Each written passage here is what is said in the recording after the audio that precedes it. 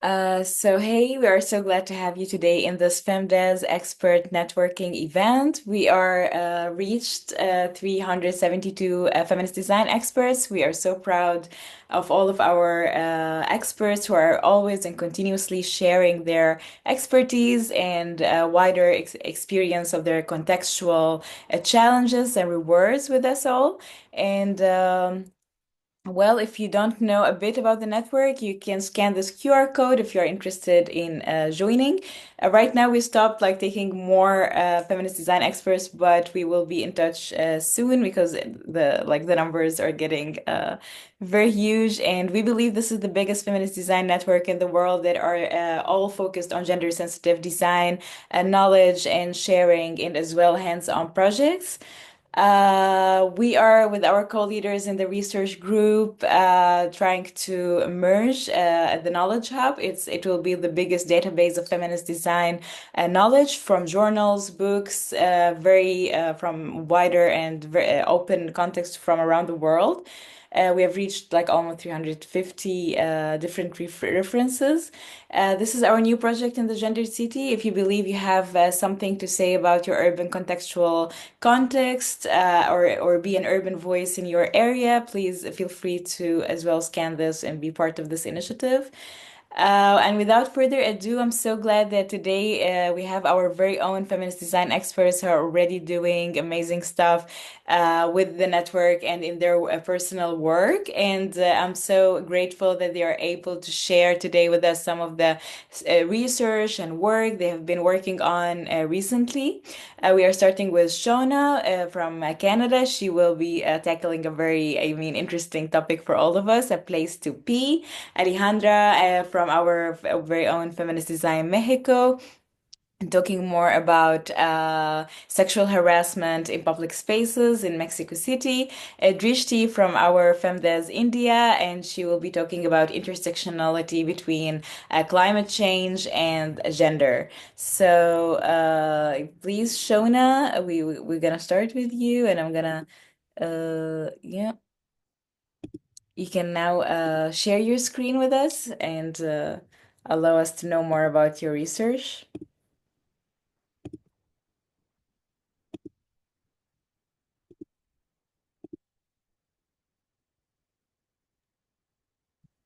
Yeah, Okay. perfect. Your screen is great. Yeah.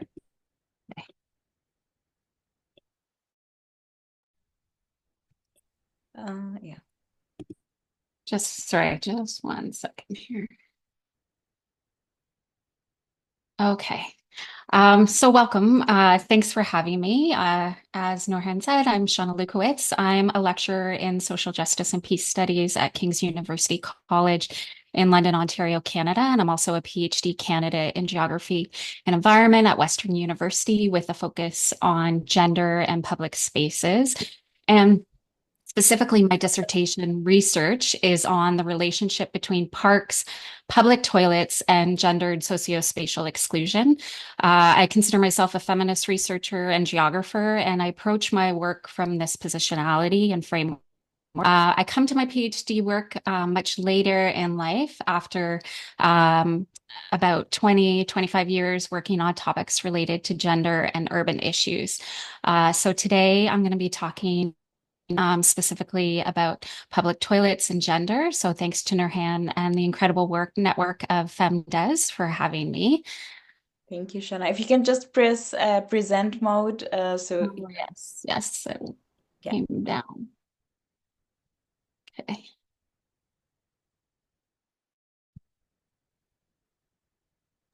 perfect. Okay.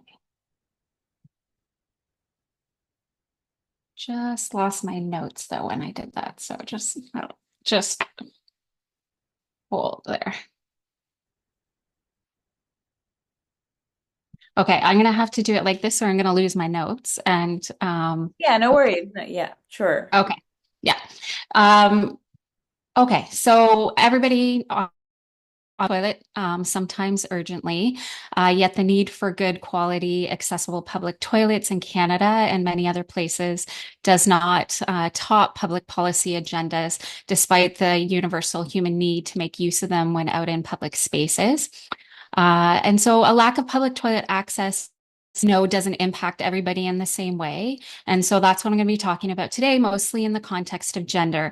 And I'm going to be talking about using the United Nations framework on access to sanitation as a way to understand what good quality public toilets are, and what could be in Canada and elsewhere. I'm going to talk about the connection between gender, public toilets, and public spaces like parks in Canada as part of a recent content analysis study that I did with my supervisor, Dr. Jason Gilliland, as well as Dr. Stephanie Cohen. But first, I'm going to give an overview of a bit of a systematic review that I did looking at gender and public toilets through the lens of the United Nations framework. So safety, rights, access, and ability to move through public spaces is not the same for everyone. And this includes public toilets. We know that women have differing needs of public toilet provision that impact their mobility, their feelings of safety and well-being, and that their need for public toilets facilities is different because of menstruation, pregnancy, menopause, and caregiving. This can be good for those who are unhoused or living rough. And so to understand how public toilets are gendered, it's necessary to also look to the experiences of trans and gender diverse people, as well as take into consideration the varying experiences, power, and structural oppressions that impact Black, racialized, and Indigenous people alongside class, ability, age, and culture, recognizing that when we talk about lack of access in a gendered context, it's not the same for everyone. Evidence shows that parks are highly gendered spaces with known benefits to health, well-being, and social connection.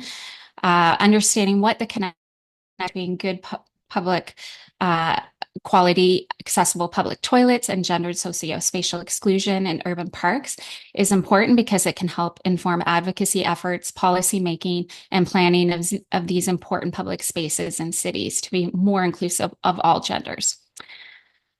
If you can just So, move your slides, yeah. yeah. So the United Nations Sustainable Goals identified sanitation as necessary to achieve the goal of gender equality. To address this, in a 2019 report by the United Nations General Assembly, it was highlighted that the need for access to sanitation in public spaces and a framework of standards was created to assess the provision of sanitation in these spaces. The framework includes 5 criteria, which are availability, accessibility, affordability, quality, acceptability, privacy, and dignity. These are the UN criteria definitions that I've used for my research. They pretty much follow the United Nations criteria with some slight adjustments. So availability means toilets are in, how that location is used, how many people use that space, and the demographic makeup of those people, in addition to the number of toilets, sinks, amenities, and menstrual hygiene facilities available. Accessibility around the building and public toilet facilities so that they are accessible physically for all people at all times of different abilities, that they're open during times that people would use those spaces in terms of both hours and seasonality, and that facilities must be available to all genders. Just wrong. Inclusive of signage where people are easily able to access facilities that match their gender. Affordability refers to facility at no cost or low cost to ensure adequate provision.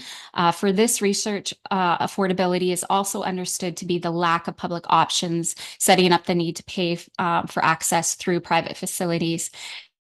And safety are that facilities are clean, hygienic, and properly maintained to be safe for all users, and that they're located and designed in ways that ensure users are safe from violence and that graffiti and damage is lastly, acceptability, privacy, and dignity are about facilities that must be designed, constructed, and maintained in ways to adhere to the personal and cultural needs of users. So in a review of the literature on public toilets and gender, it was found that in terms of availability, public toilets are not built in the numbers needed to serve people well. And for many women, girls, trans, and gender diverse people, it's that they don't go to certain places or they put a lot of energy into finding routes where they know public toilets will be available. For those who are already marginalized due to lack of housing or shelter, the lack of public toilets is experienced basis, and this is compounded further for people who menstruate. Access to sanitation is a human right, and when that is denied those who lack access to their own private facilities through a home shelter space. For people outside the gender binary, finding suitable gender neutral toilets available is a struggle, although indications seem to be that they are increasingly available in some places and legislated in those who menstruate or have other health issues that make urgent voiding a reality, waiting in line or having others wait while you take care of your needs adds undue pressure that can impact whether some public spaces at all or decides to stay home and avoid the risk.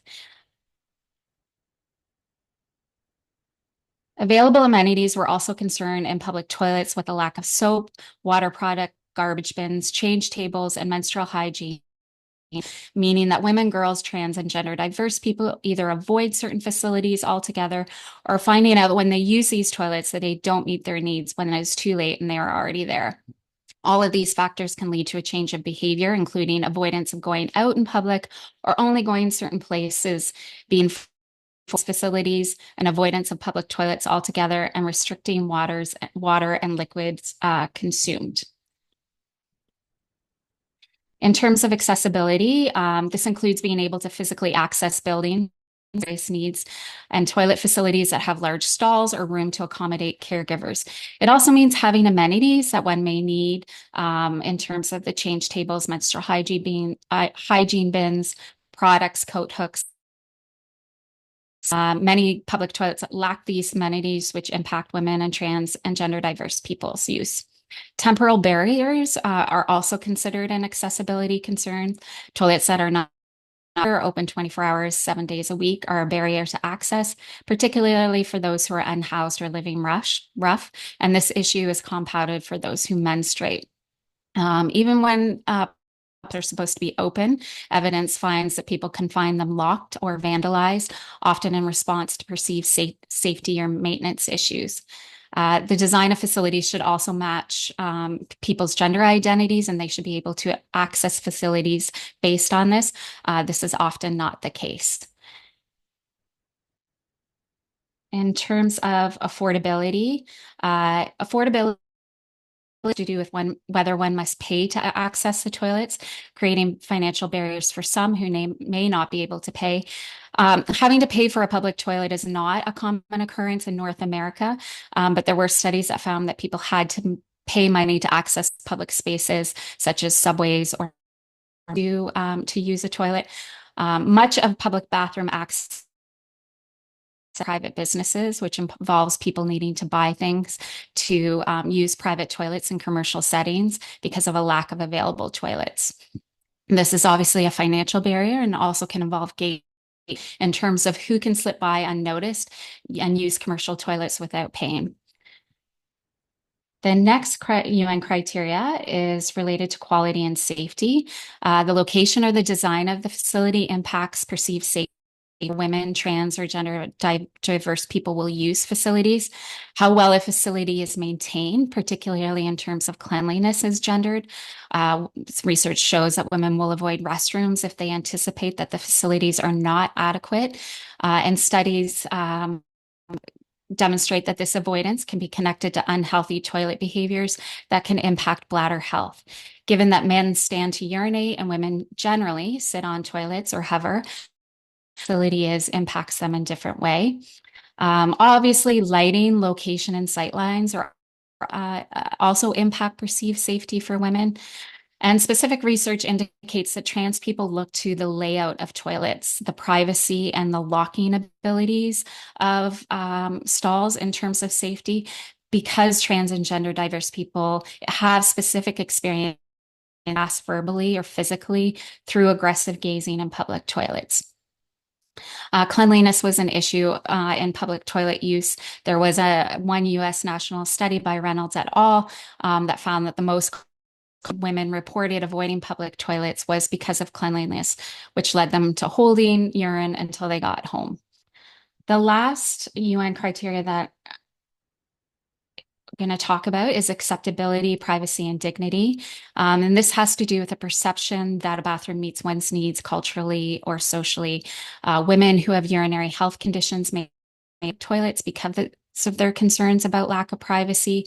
And for trans and gender diverse people, typical facilities that have a large gap between doors can lead to feeling surveilled or judged, where there may be lineups or a feeling of being pressured to hurry up. So that gives you a bit of an overview on what some of the research around gender in public toilets refers to. Uh, a content analysis of uh, municipal parks and recreation master plans across Canada to see how they take up the issue of public access to sanitation, particularly as it relates to gender. We use criteria to assess how parks and recreation master plans determined good access to sanitation in public parks and whether cities are meeting the human rights obligations on sanitation as determined by the UN.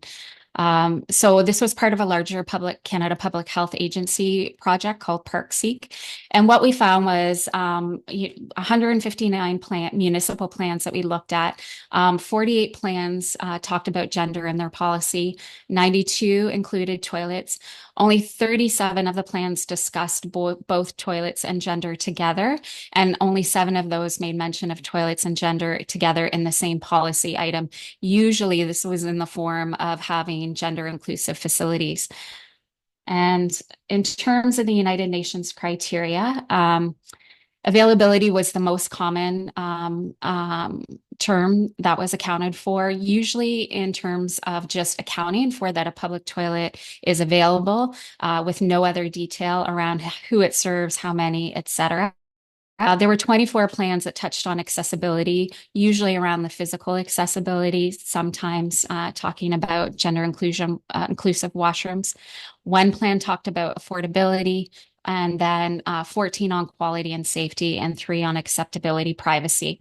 And what we learned is that parks and recreation plans across Canada are limited in how they address public toilets and in terms of meeting the criteria. These limits, as well as a lack of engagement with gendered uses of parks and public toilets, have real impacts on women, trans, and gender diverse people's access and potentially leads to sociospatial exclusion in parks. What's next in terms of our research is interviewing politicians and policymakers to explore more in depth about the decision-making process of how parks and recreation plans are created and implemented and the relationship to the UN framework. We are about to begin focus groups and walk-along interviews with women, trans, and gender diverse people to better understand their specific experiences of parks and public toilets in Canada, all with the hopes of influencing policy and practical change in parks across North America. And that's it. If you'd like to learn more about our research, you can get in touch with me. My email's there, and my Instagram and LinkedIn are at Shawna Luke. And thanks for joining me today. Wow, thank you, Shona. This is amazing, and as well says a lot about how it's different from different contexts around the world. Because I think the even like gender neutral washrooms, etc., it's not accepted in many cultures. So it really is contextual and how to deal with clean sanitation. But we know that it's necessary for women to be in a non-restrictive environment is to have clean sanitation. So thank you. This is amazing, and now we have Alejandra. From Mexico City, taking us to a whole other direction about women navigating spaces and sexual harassment in public spaces in Mexico.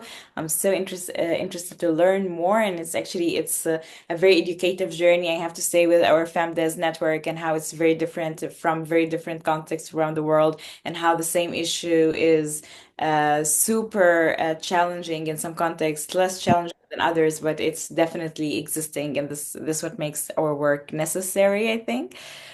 So Alejandra, you can share your screen and Thank you, Nora. Sure, I will share my screen. yeah. Just one moment. I think it's already there. Just let me put it on presentation mode. Yeah, it's here. It's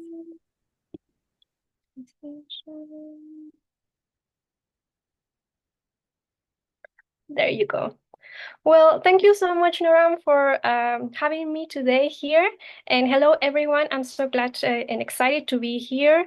And I want to thank also the FEM Design Networking, especially also the FEM Design Mexican team, which I think Azucena is around there.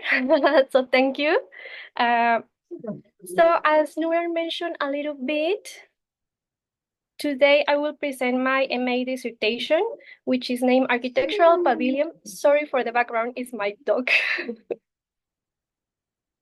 We have multiple pets as feminists in our network, I think. So I know. we love to have them on board. So I was saying the name of my dissertation is the Architectural Pavilion in Mexico and their potentiality to help mitigate gender violence. And this project research was part of my History of Art, Architectural History and Theory program held in the Department of History of Art at University of Georgia in 2021, and it was funded by the Mexican scholarship Fonca Conacit. Without that, I couldn't be done this amazing research. Just wait a second, I can't.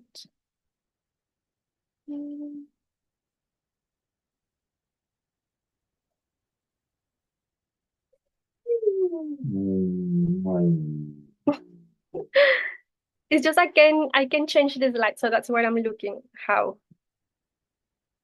Oh, there it is.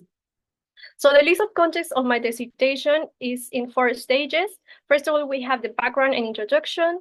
The first chapter is called Drawing the Perception of Fear. The second one is about the architectural pavilions in Mexico. And the third one and last one is the feminist urbanism and current pavilions in Mexico is the proposal. And today I will be focusing on this one also, but I will show a little bit more of the other 3 stages. So what is this research? So this research is obviously a research trace the conception and relationship of a space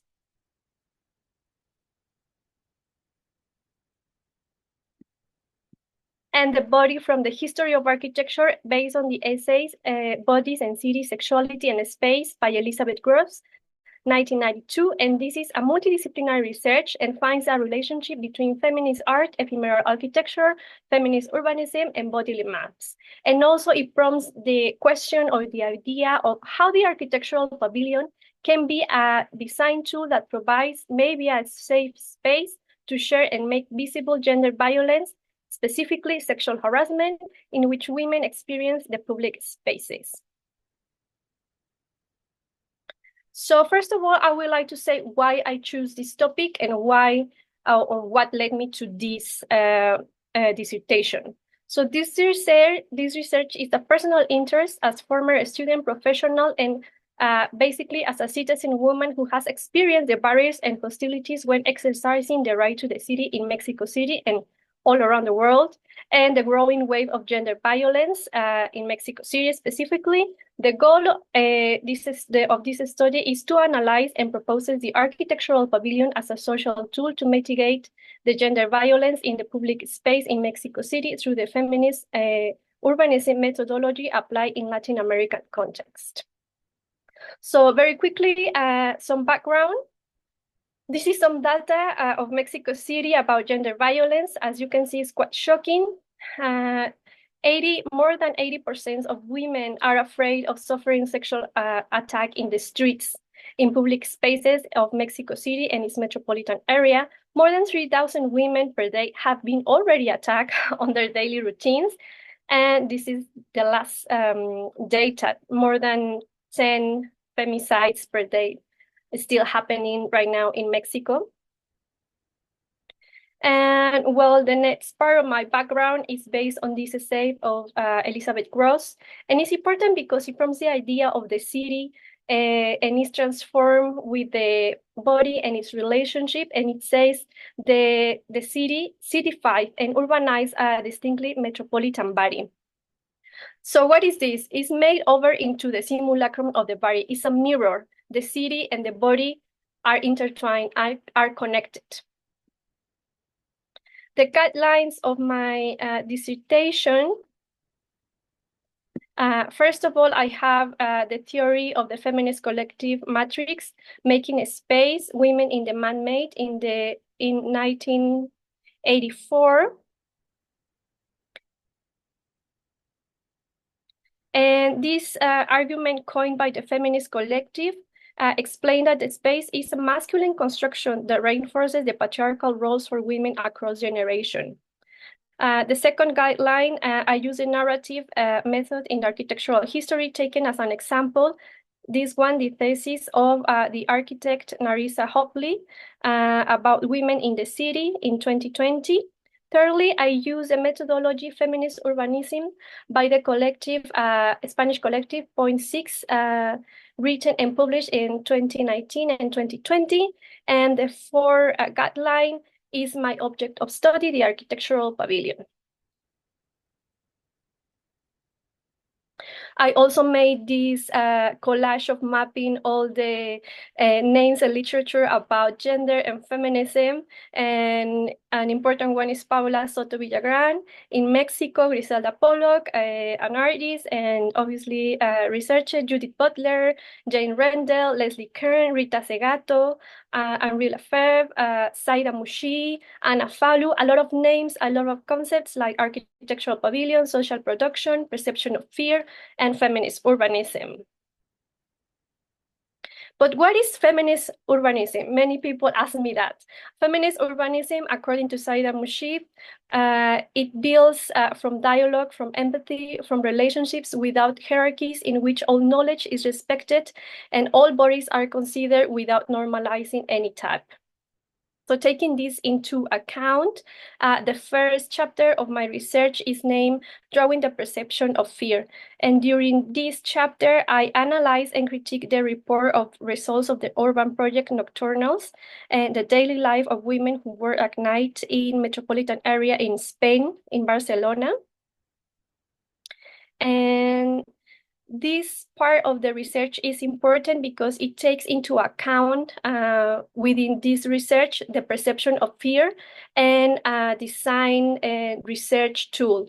So the perception of fear is important because women tend to have fear of sexual violence, that it is the violence that is an attack on the most intimate part of our bodies and of further restricting our daily lives to cause of fear. The next part that I take into account from this part is the bodily maps. And the bodily maps are a design tool, as I mentioned before, and analyze how we live through our bodies, the emotions, the sensations, and other manifestations of physical and sensory in relation to the spaces and environments that we inhabit. In this specific case, obviously, how women work at night and how they experience at night the city. The second chapter is about the architectural pavilions, and I take into account the local context in Mexico. But first of all, I would like to express what is an architectural pavilion because it's an often question that I have during this year about this dissertation. So in general, an architectural pavilion is a light structure, experimental, and placed in an open space mostly. Also, it focuses on a type of materials and in its aesthetic value, and it has a symbolic value and is usually temporary and sculptural. These are some of examples that I have the opportunity to visit during my master degree. Some of them you have recognized. This one is the most famous one, the Eiffel Tower, which is now permanent. This one is a pavilion, the Serpentine Pavilion, designed by the architect Zaha Hadid, and now also is permanent. It has become into a coffee shop. But we have also another temporary installation like this one, and this one, which was the Serpentine Pavilion of 2023. So why the pavilion? I see the pavilion as a social tool, and I found 5 characteristics that it can explain this. So first of all, I see the pavilion for is flexibility and social contribution. Then transform the urban space, the pavilion, the aesthetic can transform this space. Third, it also attracts wide audiences. It takes people into this space to see what is happening there. Four, it also has the ability to exhibit, inform, and showcase. And lastly, it also validates an urban space. This is the local context of the pavilion currently in Mexico. It's usually designed in cultural events and also design and architectural events, cultural fairs. And these are some examples here. And during this chapter, I analyzed 3 of them. This is the first one, House of Switzerland, designed by Derek Delecam in 2014. And you can see how people interact and enjoy this space. This was located in one of the most popular central squares in Mexico City, which is called the Alameda Central. The second example is the reading rooms designed by the architect Fernanda Canales, and it was designed along with the Mexican government, and is located in housing complex around Mexico. It has been designed 12 times for 12 different housing projects. And the third one is named Hands on My Park. It's located in the north of Mexico, and it was designed by Taller Desierto, which is a desert workshop in English. And this example, I believe the importance is its participatory process design. And you can see here how the kids, how the community, the local neighbors are involved during this process, not only design, but also the construction part. And well, I will read this note. The selection of these cases of study follows the evolution of the pavilion has had in Mexico in recent years, and how, according to the requirements of social issues such as appropriation of public space and increase of insecurity, it has transformed its aesthetic aim, which is still predominant in design and architecture, into a social one and participatory one. So the last chapter, Feminist Urbanism and Current Pavilions in Mexico. Well, this last chapter aims to bringing together the research and the research tool, as well as I mentioned before, the perception of fears and the bodily maps into maybe a proposal design. And how did I do this? How did I approach this? So first of all, I also made a mapping of what is happening right now in Mexico, not only in Mexico City, in terms of theory and in terms of interventions, not only design intervention, mostly feminist art interventions in the public space as a protest. So here we have 2 sides, the theory and the analysis, the academic part, and then the act part, the action part in public spaces. After this mapping, we have the Monumenta project, which is led by some architects and designers in the public space. And after this, I thought I should name the pavilion a feminist pavilion. Why and how? Well, after this research, the architectural pavilion turns into a feminist one through the methodology of feminist urbanism, nurturing the pavilion with the bodily maps tool, inviting women and minority and vulnerable groups to inhabit and share their own memories and bodily experience in relation to the public space. So the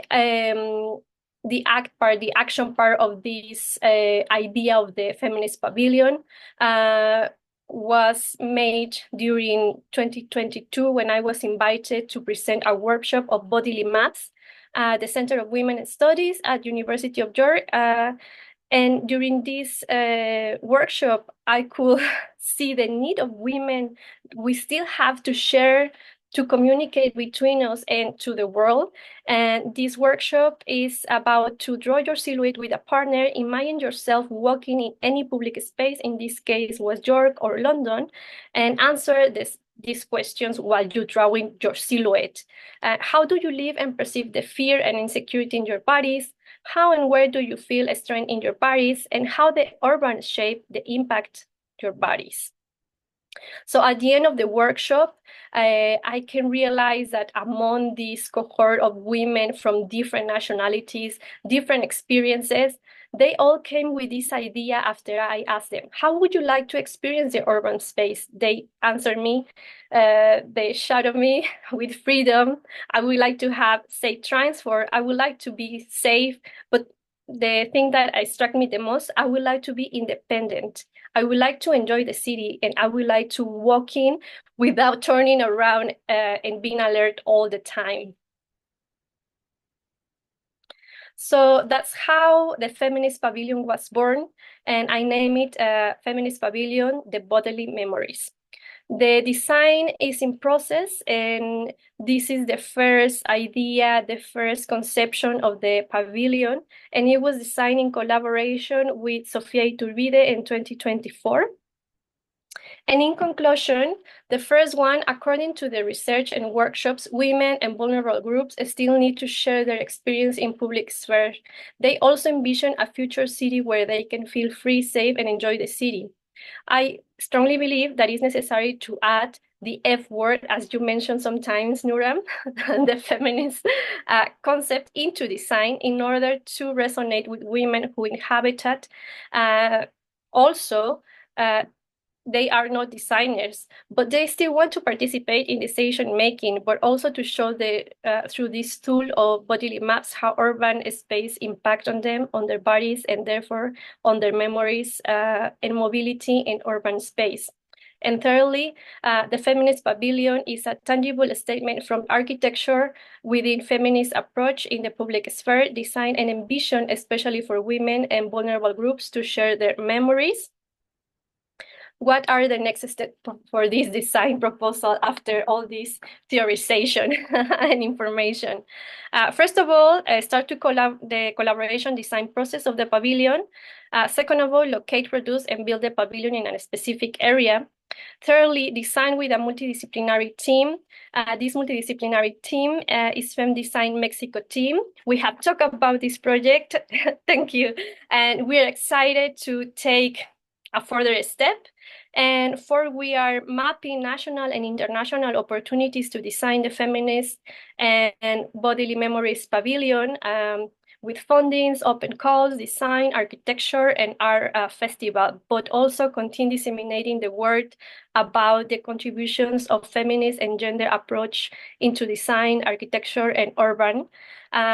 Also, the Feminist Pavilion has had this year an amazing and huge journey within the academia, the cultural sectors, the seminars, conferences, national and cultural residency.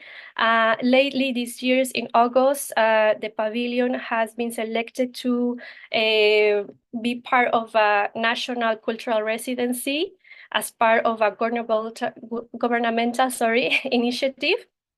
Also, I will be explaining and showing this research in London on 22nd of November as part of the first Mexico-UK Interdisciplinary Congress.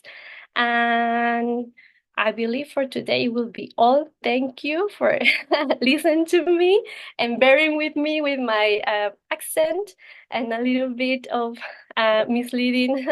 No, And if thank you want to you. contact me about this project, here are my social. Sorry, Nora. No. Please and share the email in the chat. Everyone is sharing their emails. This is amazing. Thank you so much. And I have the Urbanismo Feminista book you referred to, and Yeah. Making Space for Women in a Oh Man-Made. my God, I They are know. both referenced in the gender sequence. Where is it? Yeah. Absolutely.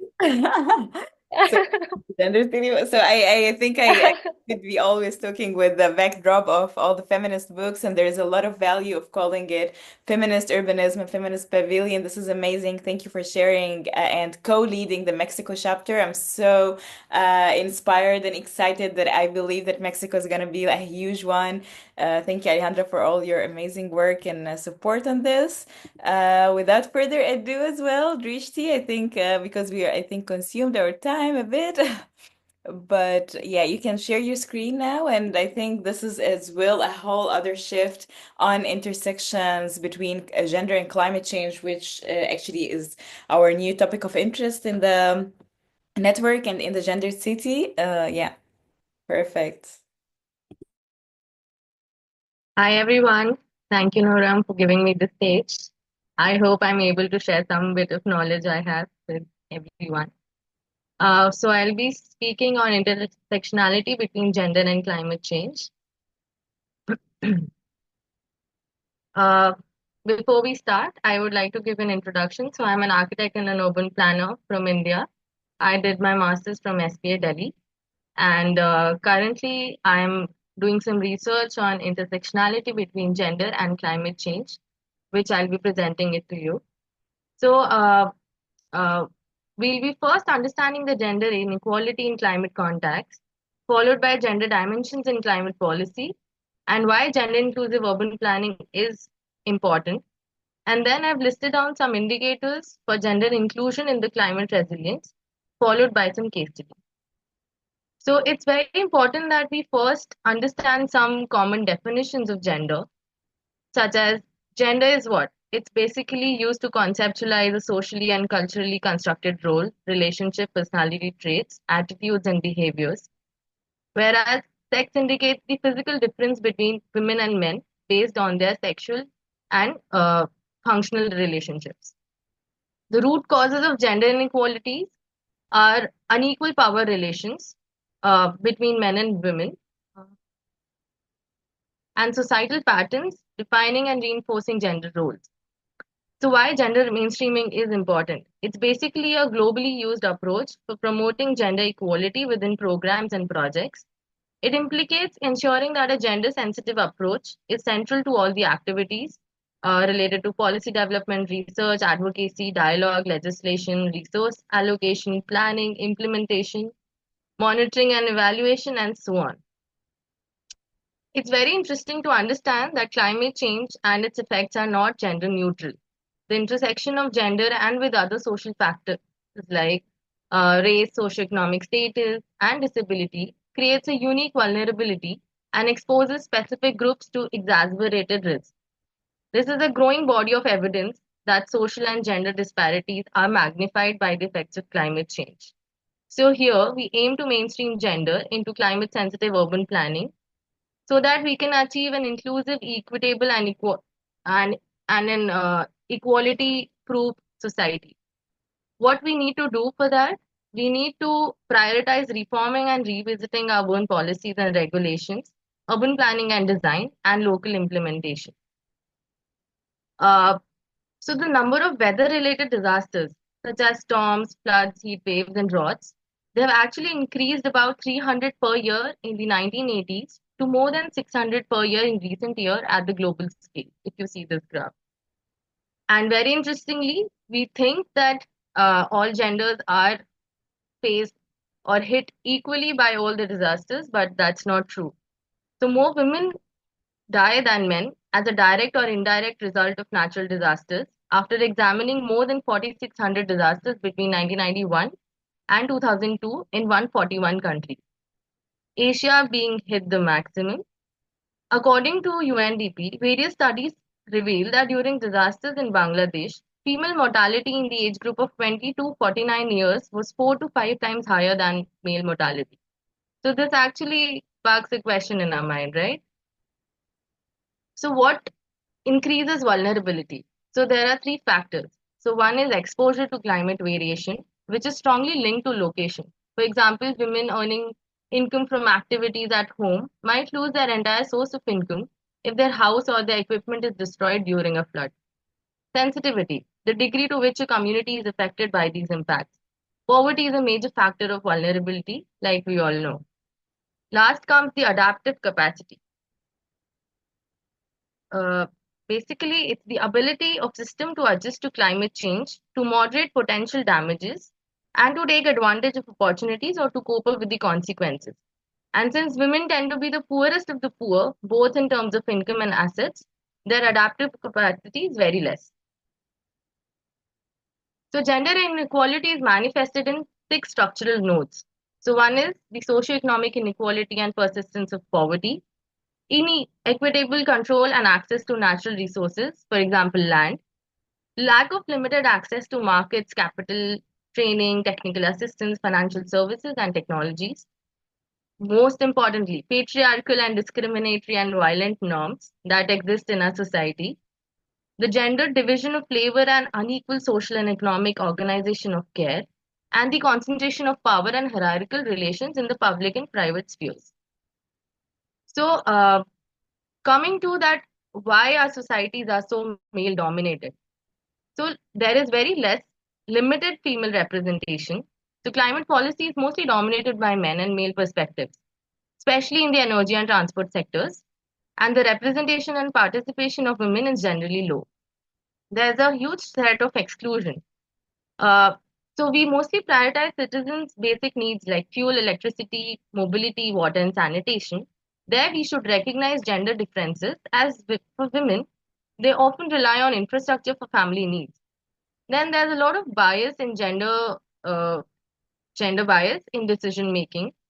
So men and women, along with different social groups, have varying capabilities to reduce carbon emissions as well as distinct perceptions and behaviors. So we need climate policies and measures that are implemented by cities which impact them differently. Why we need an integrated approach. So a gender responsive climate assessment would include a conducive city level assessments that analyze how climate risks vary across different genders and social groups. We need inclusive infrastructure development, which includes designing public spaces, transportation systems, and sanitation facilities for women's safety, needs, and accessibility in mind. So these 3 words are very key in our study: accessibility, safety, and needs. We need climate smart livelihood programs which empower women in informal sectors through training, technology access, social protection measures to build resilience. Then we need a gender balanced decision making, actively engaging women in climate action planning, implementation, and monitoring processes. Data becomes a very crucial part of the entire approach to gender sensitive climate resilient planning because collecting and analyzing disaggregated data to understand the specific vulnerabilities and needs of different groups within the city. So this covers the first part where we talked about the policy. Now coming to urban planning and design. We all know that urban planning and design shape the environment around us and that the environment in turn shapes how we live, work, play, and move and rest, like the 2 other speakers spoke about. Cities have historically been planned and designed for men and by men. They tend to reflect the traditional gender roles and gender divisions of labor. But currently the cities work better for heterosexual, able-bodied, cisgender men than they do for women, girls, sexual and gender minorities, and people with disabilities. We have to change that. So there are some stats which might shock you. So women occupy just 10% of the highest ranking jobs at the world's leading architecture firms, and in the US comprise only 13.6% of architects and engineers. And as per the US Bureau of Labor Statistics, women make up only 20% of engineering graduates. Nearly 40% of these either quit or never entered the profession. Which is why we always see men in the offices, whereas we see more women in college. So this states the fact. And these figures also reflect the general lack of agency and representation of women and sexual and gender minorities in decision making the world over, with women making only 24.3% of all national parliamentarians as of February 2019. Women, girls, and sexual and gender minorities of all ages are so routinely excluded from participating in community planning and designing process. So, coming again to access to public spaces and mobility, We also know that women are more likely to walk or use transit and to have physically limited mobility. Women face considerable safety concerns on public transport. They often spend longer traveling hours and pay more for transit due to complexity of their travel needs and safety concerns, which is linked to the limited mobility, and so it turns into reduced economic opportunity. So there are key issue areas where gender inequity intersects with the built environment. So one is the access, which talks about using services and spaces in the public realm free from constraints and barriers.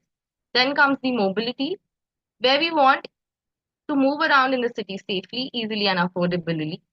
Then safety and freedom from violence. Being free from real and perceived gender in public and private spheres is very, very important. Health and hygiene, climate resilience, which is being able to prepare to respond to and cope up with immediate and long-term effects of disaster. And lastly, the security of tenure, accessing and owning land, housing to live, work, and build wealth and agency. So these are the four factors which heavily impact our built environment, which is a gender-based built environment. Lack of agency plus representation of planning and design, social exclusion, and reduced access, mobility, and the further key indicators which I mentioned in the last slide. But what all can be combated is a gender inclusive urban planning plus design. So if we start keeping all these indicators and parameters in mind, we can definitely solve the four issues. These are some indicators which I have taken from the World Bank, which are gender tagged for access, mobility, safety and freedom for violence, climate resilience, health and hygiene, security of tenure, and representation and inclusion in project decisions, which I think I would like to explain better. So it's very important that the number of participants in consultation activities during project implementation increases, of which women, number of participants in community meetings, percentage of beneficiaries that feel project investments reflect their needs, then percentage of women who consider that their views have not been taken into account in project design, the registered grievances appropriately resolved within 2 weeks, project finance capital expenditure on infrastructure, which is gender inclusive, and which directly addresses constraints and needs identified within. Then a functional neighborhood development committee, where there's an equal share of representation by women and by other genders. Percentage of women participating and in leading management committees for project, training workshops carried out during construction of good practices, and the number of civil societies trained in gender equality, land rights, and M&E. These are some case studies which have tried to be very gender inclusive and try to make our cities very safe, accessible, and friendly. So the case study is of Sweden, Umeå. So they've created a tunnel construction, and so it's an 80-meter long pedestrian and bicycle passage which is connecting the city center to the Haga neighborhood.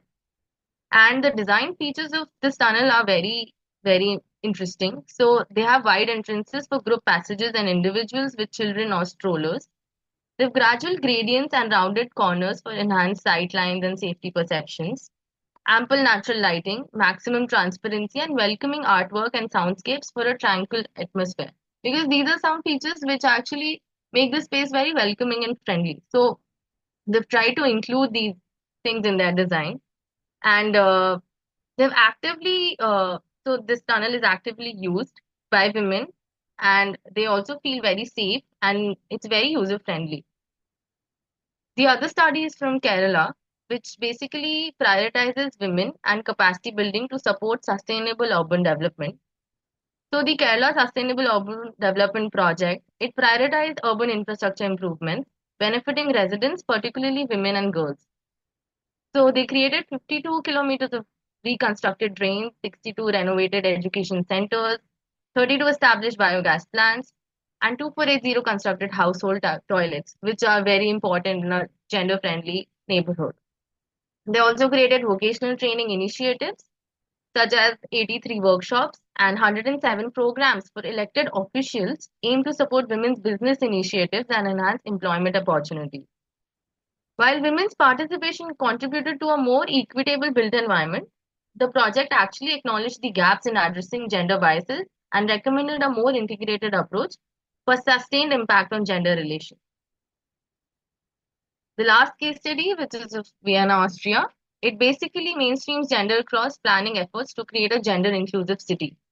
So they have particularly worked on their public transport and pedestrian issues. So they've extended their metro lines and improved the station design, enhanced the pedestrian safety with better lighting, wider sidewalks, and ramps. They've created a lot of public spaces, such as parks, which are designed on the guidelines based on study to address the decline of girl usage, in the parks. There are recreation facilities, improved park infrastructure to enhance the appeal, mobility, and access. Housing, which is a very crucial part because it's very much linked to poverty. So there are apartment complex designs which are focused on practical layouts to the way women actually need and uses. Flexible spaces because a women's routine, uh, there are several activities and there are several stop points. So we need very much flexible spaces that helps us to move around, social encounters and family support. Then the essential amenities are in proximity for an improved life. They've also emphasized a lot on open spaces and playgrounds in the new quality criteria catalog. Then they've tried to create awareness through capacity building workshops, and they have done a cultural gender gap addressal. So they have basically renamed streets with female names and representation of fathers holding babies on 50% of public transit signage, if you can see here. So this brings me to the end of the presentation.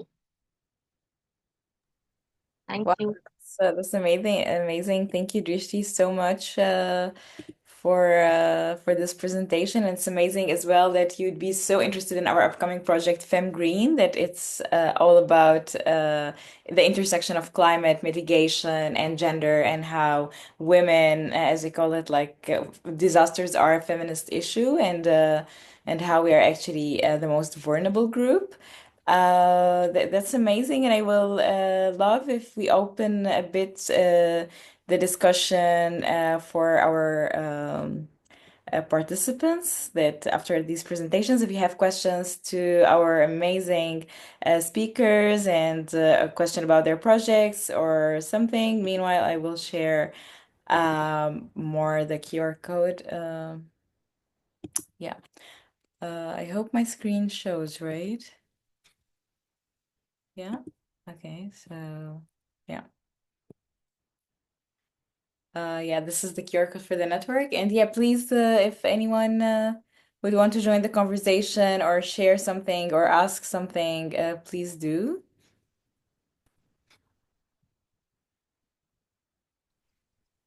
Hello.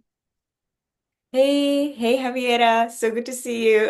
Javiera is one of our FemDes co-leaders, amazing. She's actually working on the Knowledge Hub with Alejandra and Catalina and many other women. So hey, Javiera, so good to see you. Nice to see you all. I have the presentation on the co-leaders of the research group.